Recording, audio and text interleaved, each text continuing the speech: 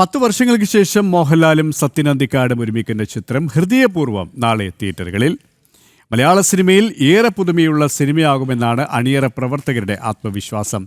മലയാളത്തിൽ ഇത് ഏറെ പുതുമയുള്ള പ്രമേയമാണെന്ന് മോഹൻലാൽ ജനം ടിവിയോട് പറഞ്ഞു.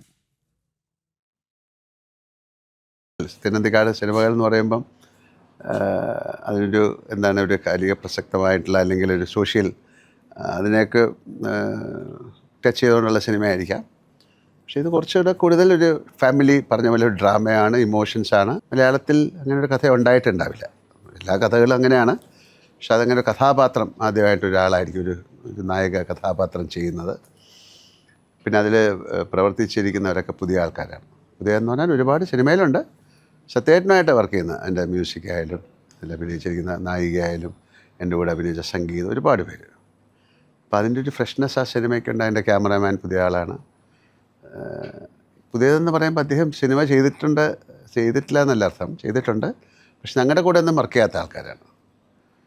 പിന്നെ അത് സത്യേൻ്റെ സിനിമകൾ കൂടുതൽ കേരളത്തിലൊക്കെയാണ് ഷൂട്ട് ചെയ്തത്. ഇത് കുറച്ച് ഒരുപാട് ഷൂട്ടിംഗ് പൂനെയിലായിരുന്നു.